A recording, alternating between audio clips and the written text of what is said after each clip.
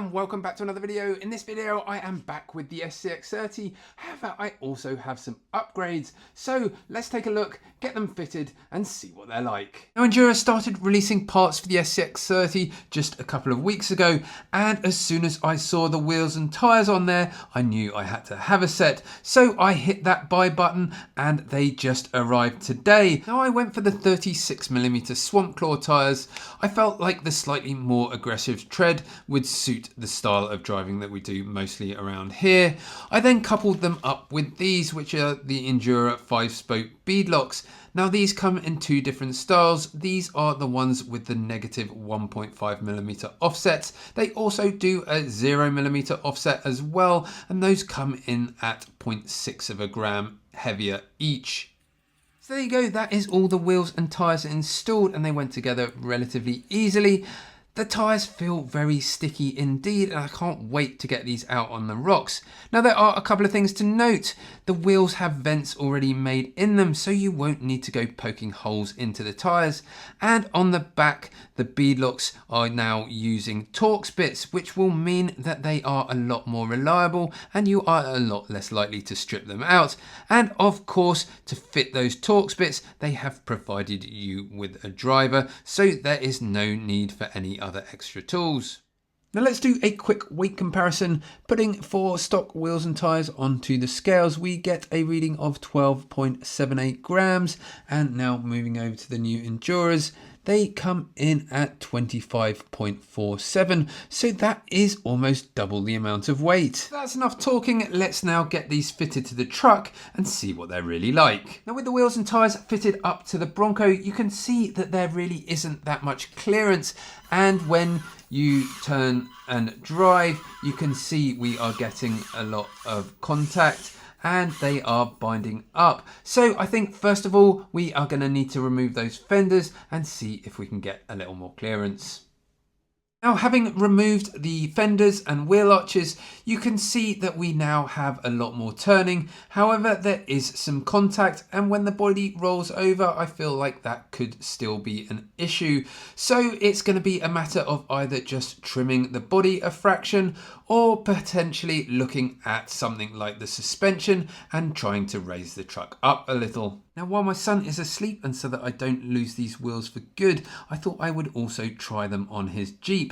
Now they do seem to work a lot better on here with that extra clearance around the arches. There is very little body rub indeed, and it doesn't seem to cause any sort of issues while driving. I think if you do get a little bit of a rub, if you change those wheel arches over for the slightly smaller set, you should be just about perfect. Before we hit the rocks, I thought we should just do a little bench test. So I have made up this little rig here to see if that extra weight in the wheels has made a difference and whether the truck is going to be a little more stable. So let's see how they go. Okay, we're going to slowly increase that incline. Still sitting firmly at the moment, and we're starting to see a little light. There we go, 41 degrees for the Bronco. Now how much further will those new wheels and tyres allow us to go? Can we get to 50? We're still going. It's starting to go light. Any second now it is going to go 51.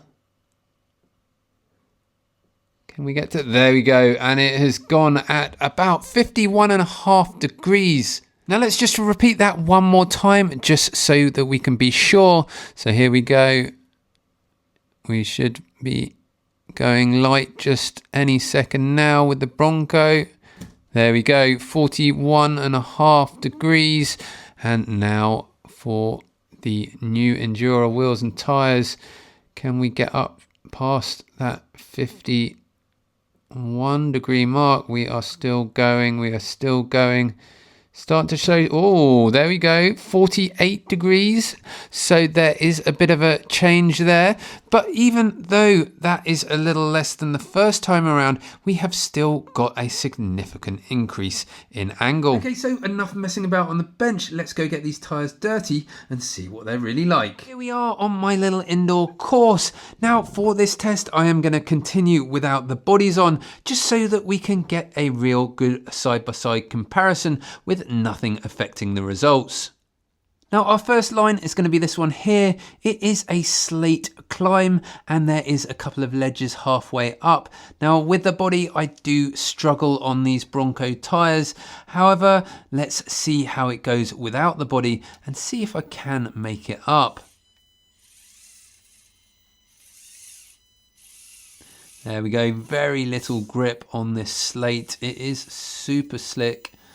Now using the edge of the rock there, sometimes you can get a little more traction, maybe a little bump. No, we still can't get the grip. Let's come back over this side. There we go, we've got up the first section. Now can we make it past the second section? This is where, oh, we've got the front up. Now can we get the back up as well? Oh, we are struggling. We are struggling. There is very little grip there. With a little bump, I can just about make it up to the top here. So now switching over to the new tyres for the first time. Let's see how they do. Here we go. Well, okay. Seems all good so far. Well, straight up the first section, no issues at all. Now, how is the second section? Easy up with the front. Can the back follow? Well, look at that. That is a huge difference. There was so much more grip there. You really, yeah, I mean, it really did just breeze that very easily indeed. On another little line, let's see how the two compare. Okay, already losing a little bit of grip there. Now this again is on a little bit of slate here to start with, so not huge amounts of grip. Now working our way around the outside, I don't expect any issues at the moment. Now this section is, or can be, a little off camber. Now with the body on, this can quite often flip the car. Without the body, we can make it around there just about okay. Now coming over to the right here, avoiding the peak of this rock here, we should be able to get down and make it around this little gap. Now coming up onto this rock, we're going to have to do a funky little move because we actually want to come further over to the right.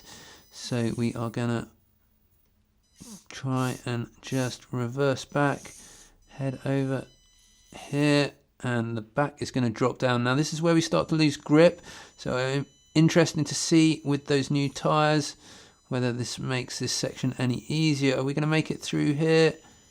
Can we hold on? There we go. We find a little bit of grip and we have made it just about through that section.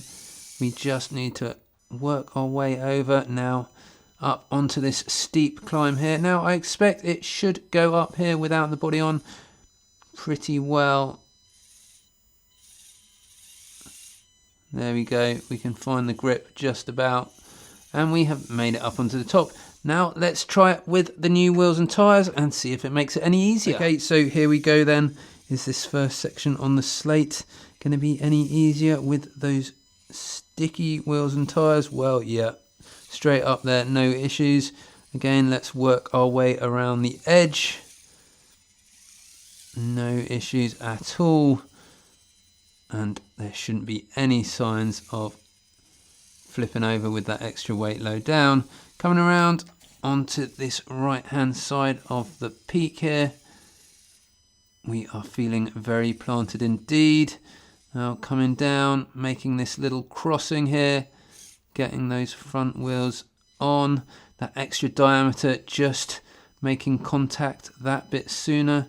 Now we can try and work our way over, and these tyres have got a lot of grip and they are really giving me a lot of confidence in the truck.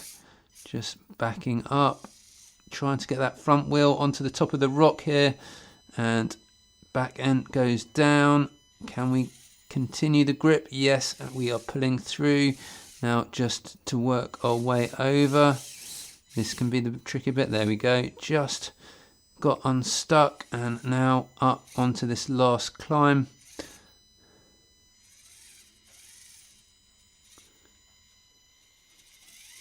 There we go. No issues at all with that. The car felt very planted and it made it feel a lot easier and a lot sort of more confident in the car with it not wanting to topple over.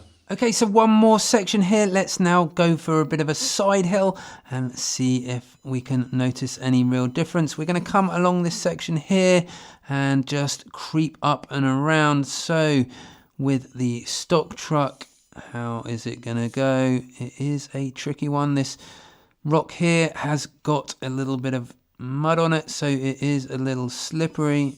Easing in there, keeping tight to that rock at the top. Ever so carefully. Can we make it around that rear end? Right on the edge there. No, there we go. We lose it. Let's try that one more time. See if we can make it around that rock. Here we go then. Second time lucky. Keeping tight. Ever so gently. Full lock. Can it come? It's when this back end drops down that we lose. Let's try and get that back end around. Here we go. It is now that it's going to go. If it does. Oh, we have just creeped through that time around, but it was very much borderline.